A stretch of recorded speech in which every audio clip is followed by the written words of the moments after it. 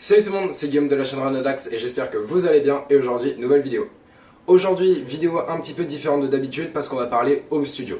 Mais juste avant, deux petites choses. Un, c'est la première vidéo des vacances d'été, je sais pas combien il y en aura mais on va essayer d'en faire un maximum possible. Et deuxième chose, je suis malade donc je suis désolé si j'ai une voix un peu bizarre depuis le début de cette vidéo et qu'il va y avoir aussi au cours de toute cette vidéo parce qu'on est un 27 juillet, j'ai chopé un mal de gorge dû au froid. Il fait 35 degrés, il fait un grand ciel bleu et un beau soleil dehors et il fait très chaud donc comment vous dire que j'ai un peu la mort. Enfin bref, du coup qu'est-ce qu'on va voir dans cette vidéo? Et bien dans cette vidéo je vais vous expliquer comment monter son home studio, du moins sur le plan matériel. On va parler du coup de carte son, d'enceinte, de casque audio, de micro et un petit peu plus de mousse acoustique ou autre, mais avec le peu de connaissances que j'ai sur les mousses acoustiques, donc ce sera un peu à prendre avec des pincettes. Bon, pour commencer, si vous avez cliqué sans savoir vraiment là où vous êtes, qu'est-ce qu'un home studio? Eh bien, un home studio, c'est littéralement un studio d'enregistrement à la maison. On peut en avoir du coup trois utilisations. La musique, qui est plus ou moins ma première utilisation, les vidéos YouTube, l'enregistrement ou du podcast. Et ensuite, on va aussi avoir une troisième méthode qui est plus ou moins une vraie méthode de studio, mais pas vraiment, mais on utilise du matos de studio, ça va être le stream, par exemple pour Kik ou pour Twitch. Donc du coup, on va retrouver ces trois méthodes-là, musique, YouTube et Twitch. Donc du coup, dans cette vidéo, qu'est-ce qu'on va voir aussi comme matériel? Et bien dans un premier temps, on va aller explorer les cartes son, la chose la plus importante à mes yeux. On va ensuite explorer les enceintes, on va ensuite explorer les casques audio, ou inversement pour ces deux-là. Et ensuite, on va explorer, pour finir, les micros. Et en bonus, mais ce sera à prendre avec des pincettes, en cinquième position, on va entendre parler de mousse acoustique. Ne prenez pas exemple sur moi, je n'ai pas de mousse acoustique, c'est pour ça que d'ailleurs ces vidéos YouTube là sont avec beaucoup de résonance, parce que vraiment en fait, si je fais ça, c'est mon mur, il n'y a rien derrière, vous voyez, c'est un mur solide et il n'y a rien du tout. Bon, avant de commencer cette vidéo et qu'on parte directement dans le matériel, je vais vous expliquer en littéralement 15 secondes pourquoi j'ai décidé de faire cette vidéo. Vous êtes prêts? C'est parti!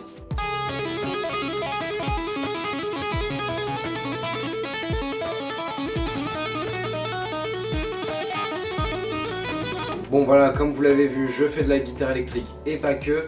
Et donc du coup, en fait, j'ai eu l'idée à un moment de faire mes propres musiques et mes propres trucs, ce qui n'a jamais abouti. Mais du coup, j'en profite toujours un petit peu de temps en temps et je branche ma guitare sur ma carte son et je joue. Et donc du coup, voilà. Et ça nous amène du coup, et ça fait une super transition pour passer au premier chapitre, la carte son. Oula, je prends la grosse tête et je fais la rockstar, mais j'ai oublié de vous dire des choses moi. Dans chaque catégorie, vous allez avoir du coup 4 objets, enfin du moins 4 cartes son, 4 enceintes, voilà, vous avez compris. Et donc du coup, elles seront rangées à chaque fois en plusieurs catégories, bronze, argent, or et platine. Et tout ça varie en fonction évidemment du prix que ça coûte. Donc du coup voilà, c'était la petite spécificité que je voulais vous dire avant de commencer. Donc du coup voilà, donc on passe directement à ce fameux truc là. Je vous fais des bisous, à plus tard. Et comme vous l'avez entendu précédemment, nous arrivons du coup aux cartes son. Alors, la première carte son sélectionnée est donc la Behringer UMC 22 d'un prix approximatif de 45 €, ce qui est totalement raisonnable. On va parler de ses specs, de cette petite bombe à 45 €. Alors, elle a deux entrées, donc une XLR TRS, donc du coup c'est l'XLR comblé avec un câble jack de guitare, donc du jack 6.3 qu'on appelle TRS, et une autre entrée TRS. On a ensuite en sortie deux sorties TRS, et ensuite on a une résolution de 48 kHz à 16 bits, ce qui est pas dégueu. Ensuite, on n'a pas d'entrée MIDI, donc ça c'est un petit peu dommage pour son prix, mais j'ai envie de vous dire, pour quelqu'un qui commence, c'est vraiment pas très important. En revanche, par contre, si vous voulez brancher un piano ou autre, là oui, ce sera un peu plus important, enfin du moins un synthétiseur.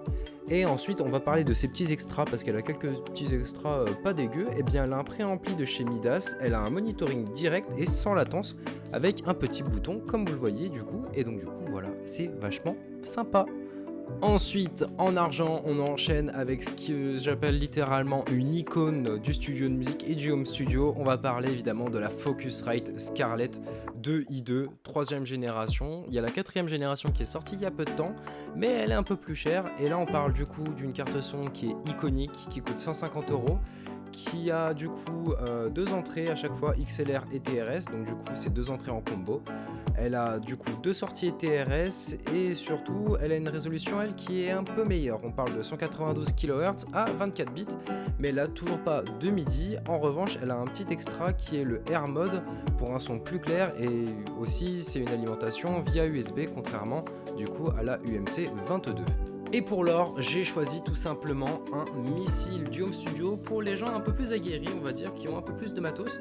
Tout simplement, j'ai pris une marque que tout le monde connaît, Native Instruments, et j'ai pris la Complete Audio 6 MK2 qui coûte environ 250 €. Et là, par contre, on tape sur quelque chose de plus impressionnant, tout simplement parce qu'elle a un nombre d'entrées et de sorties qui est tout simplement nucléaire. On a au total 4 entrées, dont 2 TRS XLR et 2 TRS tout simple.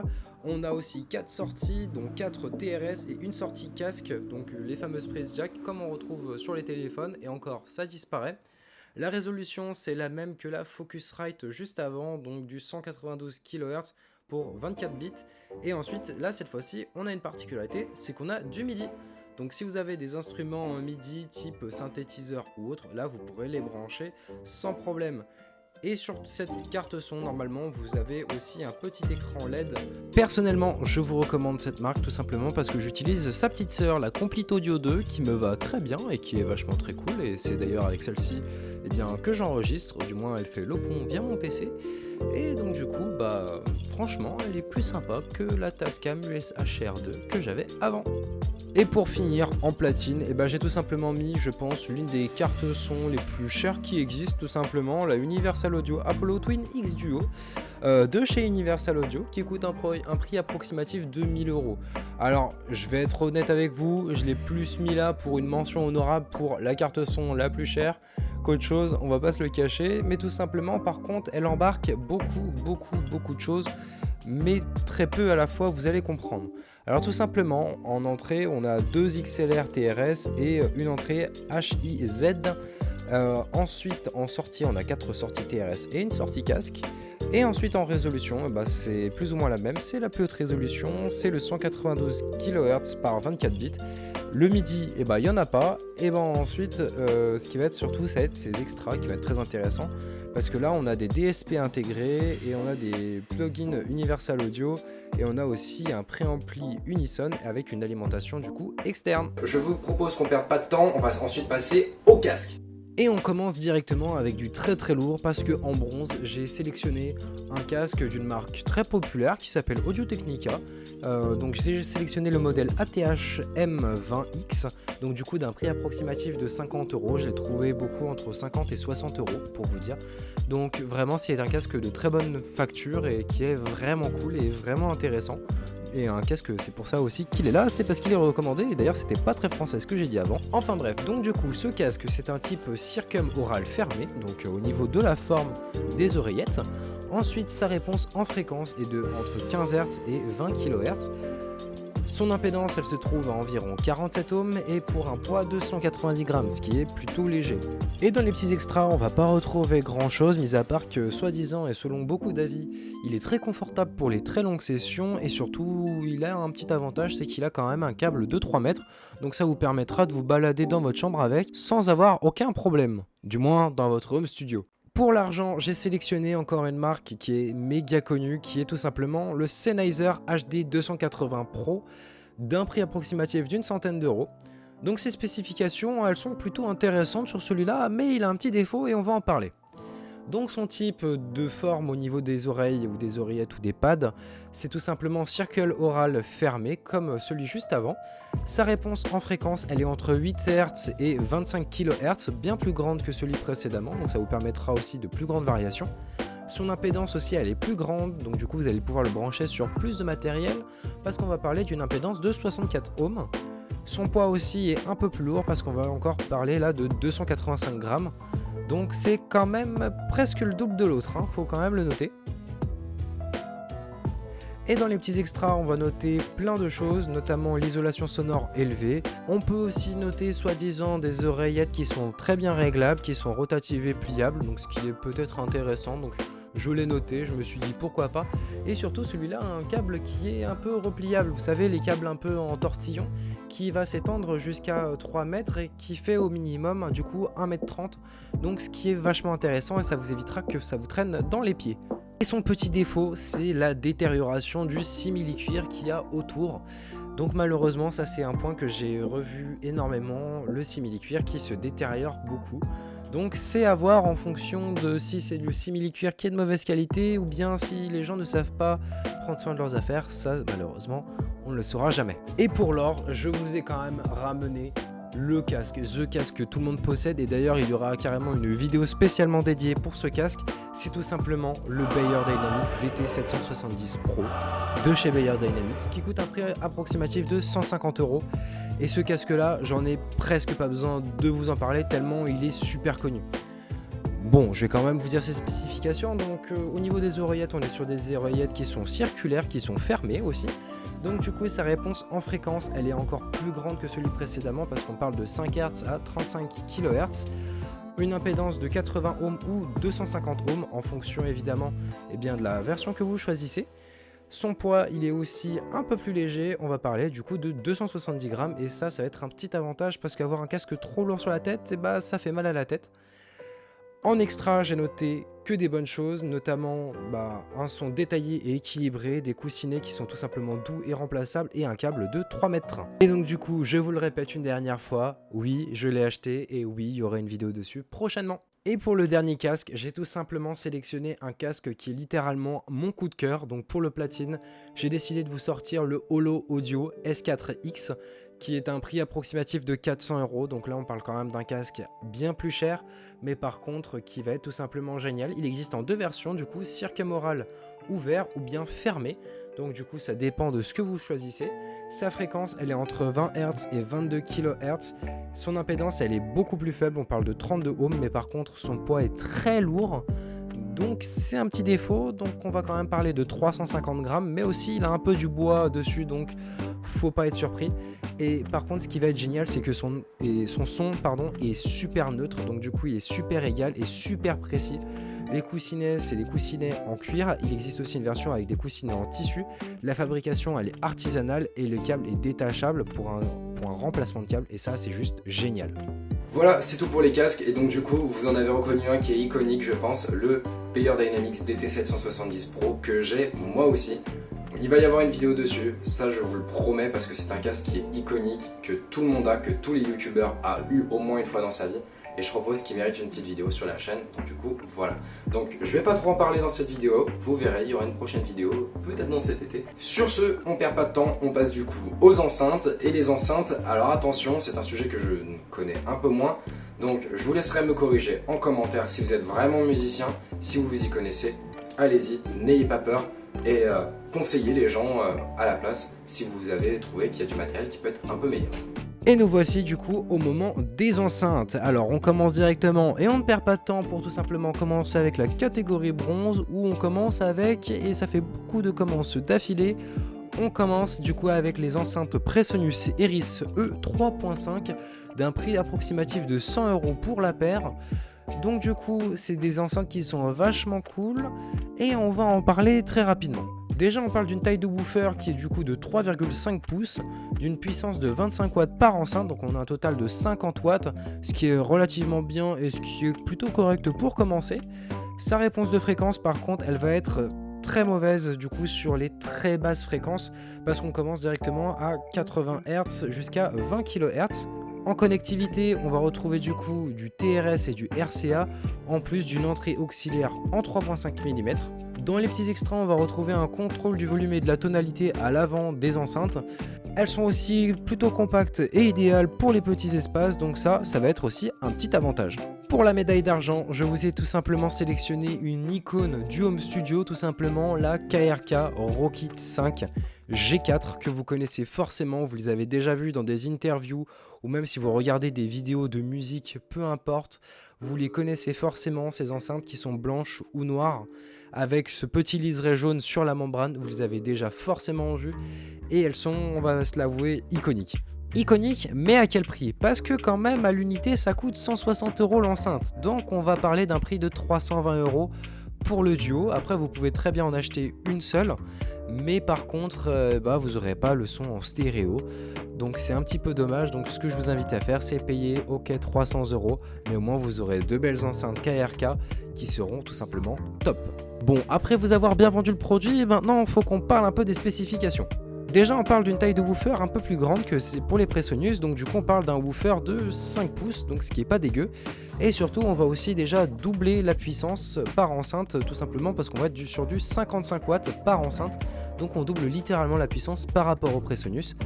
Ensuite, au niveau de la réponse de fréquence, on est aussi meilleur parce que tout simplement, on va taper entre 43 Hz et 40 kHz. Donc ça, c'est surtout génial. Donc elle va être très forte sur les aigus. En connectivité, on va retrouver du coup de l'XLR et du TRS. Malheureusement, on n'a pas forcément d'extra sur ces enceintes-là, mais on peut quand même noter une chose, le côté emblématique du liseré jaune. Sur ça, malheureusement, on ne peut pas le nier. C'est même presque un extra, c'est presque un bonus, j'ai envie de vous dire, d'avoir des enceintes iconiques que tout le monde connaît. Pour l'or, j'ai choisi une marque qui est tout simplement iconique et qui est méga polyvalente, on va pas se le cacher, parce qu'elle fait quand même des crosses, elle fait quand même des motos de route, elle fait quand même des moteurs bateaux, elle fait des bateaux, elle fait des pianos, elle fait des guitares et elle fait aussi des enceintes. On va parler de Yamaha avec la HS7. Donc on parle quand même d'une enceinte qui vaut 450 € au total pour une paire, sinon c'est 225 € à l'unité. Et on va arriver sur quelque chose encore plus intéressant qu'avant. Parce que tout simplement, là on va taper sur un subwoofer encore plus grand, un 6,5 pouces. Et on va aussi doubler la puissance encore une fois de plus. On passe de 50 watts à environ 95 watts. On va pas se le cacher parce que plus il y a de watts, plus ça décolle le carrelage, donc plus c'est fun. Ensuite, dans la variation de fréquence, on va être un peu plus bas que les KRK juste avant. On va parler et on va commencer à 43 Hz pour finir à 30 kHz.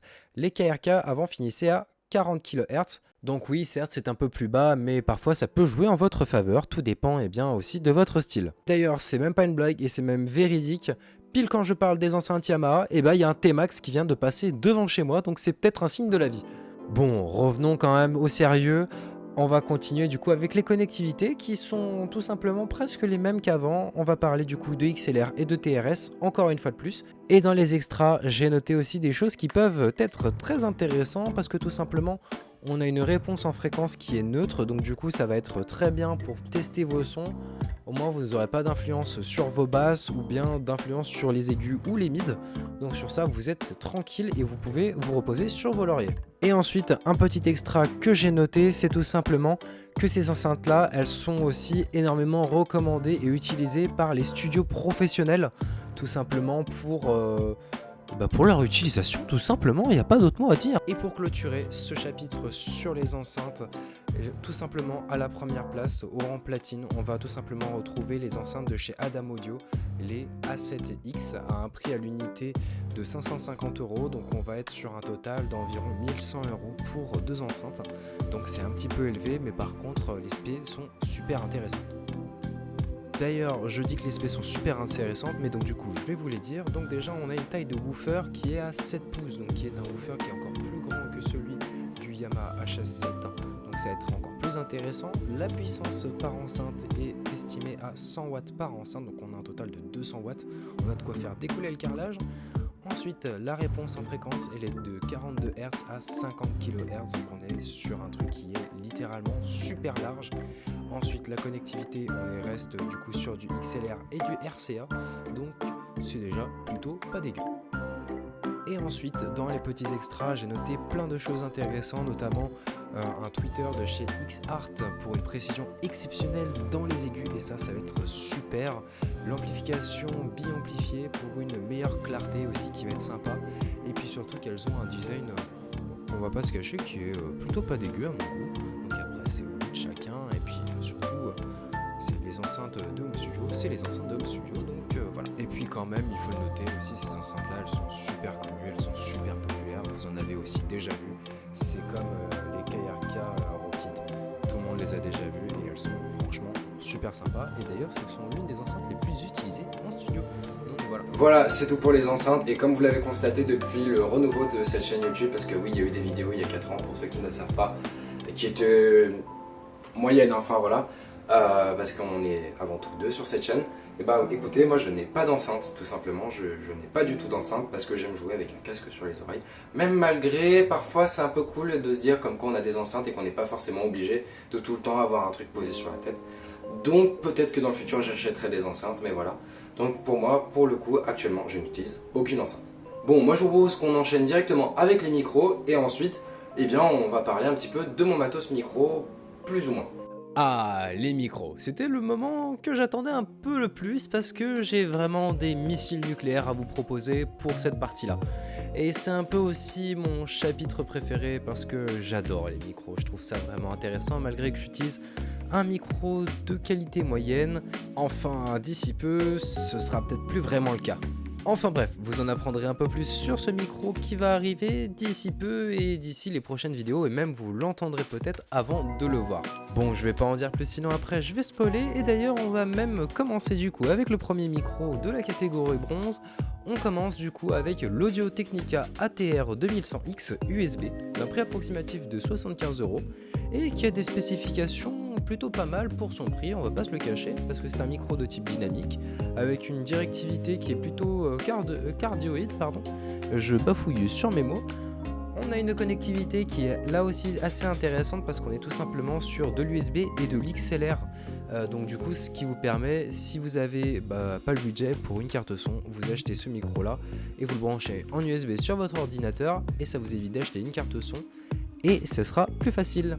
Ensuite sa réponse en fréquence elle sera entre 50 Hz et 15 kHz. Et dans les extras on peut noter 3 choses, notamment une prise casque avec contrôle de volume directement intégré sur le micro si vous l'utilisez en mode USB. Et aussi on peut noter du coup une construction relativement robuste du coup du micro pour signifier aussi un peu une bonne qualité, ça vous évitera d'avoir du matos un peu cheap. Pour l'argent, je vous propose du coup mon micro coup de cœur, tout simplement le Lewitt LCT 240 Pro d'un prix approximatif de 150 € qui est un micro que j'affectionne tout particulièrement par sa qualité et son prix peu cher. Selon moi ce micro là il pourrait être or et platine, mais bon faut pas abuser, il faut quand même placer des logiques dans les budgets. Donc du coup j'ai décidé de le mettre seulement en argent, mais je lui mets un petit cœur à côté comme vous voyez, hop, au moins ça vous prouve comme quoi je l'affectionne tout particulièrement. Bien, maintenant passons au spé de ce micro. Donc ce micro c'est un micro à type condensateur avec une directivité cardioïde et une connectivité XLR. On va noter un avantage par rapport au micro précédent, tout simplement sa réponse en fréquence qui va être entre 20 Hz et 20 kHz. Et dans les extras, on pourra noter du coup que c'est un son clair et détaillé. Et c'est aussi un micro qui est énormément recommandé pour les voix en podcast et pour les chants et pour les instruments. Et donc du coup aussi un avantage c'est que ce micro est plutôt compact, donc du coup si vous avez besoin de place et vous êtes du genre un peu minimaliste, c'est le micro qu'il vous faut parce qu'il prend vraiment pas de place. Et pour l'or, je vous ramène tout simplement un des piliers des micros, tout simplement même le pilier principal des micros, tout simplement le Rode NT1. Il n'y aurait presque pas besoin de le présenter tellement ce micro est populaire et surtout avec un prix plutôt attractif de 250 €. Donc ce micro là j'ai presque pas envie de vous le présenter, mais je vais quand même le faire tellement il est bien. Et bon, je garde quand même en favori mon Lewitt, mais faut pas le dire. Les spé de ce Rode NT1 elles sont presque aussi simples que celles du Lewitt, tout simplement parce qu'on va retrouver du coup le même type de micro, c'est-à-dire un condensateur, une directivité en cardioïde et surtout une connectivité en XLR. Et on va aussi retrouver du coup la même réponse de fréquence entre 20 Hz et 20 kHz. Et tout simplement, en faisant les extras, on peut noter déjà un petit point qui est vachement plus sympa. Tout simplement, ce micro a un genre de noise réduction qui va supprimer un peu les bruits de fond qui sont inférieurs à 4,5 décibels. Donc du coup ça peut être intéressant, par exemple, je sais pas, moi vous avez vos parents qui parlent dans la pièce d'à côté. Ça s'entend un petit peu, et bah là ça se trouve ça ne s'entendra même pas. Ensuite on peut constater aussi une construction qui est robuste et en aluminium et qui va aussi avoir un son qui est très riche et très naturel, et ça ce sera vachement intéressant. Et pour le platine, je vous ai choisi un micro que j'aurais presque pas besoin de vous présenter parce qu'à mon avis c'est le deuxième pilier principal des micros, tout simplement le Shure SM7B de chez Shure d'un prix approximatif de 350 €, 400 €. Et ce micro là j'ai presque pas besoin de vous le présenter tellement il est populaire, tout simplement. Même Squeezie en a un, plein de youtubeurs en ont de ces micros là. Et donc du coup vraiment il est juste génial. Et il a quand même des choses un peu différentes des autres et on va d'ailleurs entamer directement avec ses spé. Bon, du coup les specs de ce Shure SM7B. Donc ce micro est un micro de type dynamique avec toujours une directivité cardioïde, une connectivité en XLR et une réponse de fréquence au niveau des basses fréquences qui va être un peu plus haute tout simplement parce que lui va commencer sa plage entre 50 Hz et 20 kHz contrairement au micro précédemment qui était tout simplement entre 20 Hz et 20 kHz. Donc du coup ça va amener une différence un peu plus notable, du moins sur les très basses fréquences. Et dans les extras on peut noter déjà des choses vachement sympas, tout simplement déjà un filtre anti-pop déjà pré-intégré au micro, donc ça vous évitera des achats supplémentaires. Et c'est surtout un design qui est très apprécié et surtout un micro qui est très apprécié pour les voix, parler et chanter et presque aussi pour capter les instruments de musique là aussi. Donc du coup ça va vraiment être un micro qui va être vraiment sympa. Et là aussi comme le Rode NT1, ce micro là il va avoir aussi une très faible sensibilité au bruit ambiant, donc il risque de pas du tout les capter et ça c'est presque un avantage parce qu'on n'a pas trop envie d'entendre des bruits parasites sur nos enregistrements et sur nos streams. Donc ce sera quand même pas mal. Vous avez constaté que je n'utilise pas du tout un de ces micros là. Et en plus, j'utilise même pas un micro de ces marques là, j'utilise un truc de moins bonne qualité. Donc c'est un micro de chez Tonor que j'utilise qui coûte environ 70 € avec le bras inclus, le câble XLR et le micro bien évidemment. Donc c'est un micro qui fait son taf. Il s'arrête là, on va pas se le cacher. Par exemple, il va être très bien pour faire des podcasts web sur Twitch. Et encore les podcasts, c'est pas trop son terre-terre on va dire, c'est pas trop son job, et pour le chant encore moins, et donc du coup bah laissez tomber si vous voulez prendre un Tonor à la place. C'est pas des micros pour du chant ou pour faire de la musique, mais par contre si vous voulez vous arrêter au stream Twitch, ça fonctionne. Donc ce micro là il coûte 70 €, il fait son job et il va pas plus loin. Voilà, c'est la fin du coup de cette vidéo YouTube, j'espère qu'elle vous aura plu, n'hésitez pas à vous abonner, à liker, à nous mettre un petit commentaire et surtout je vous fais des gros bisous et je vous dis à très bientôt, ciao ciao.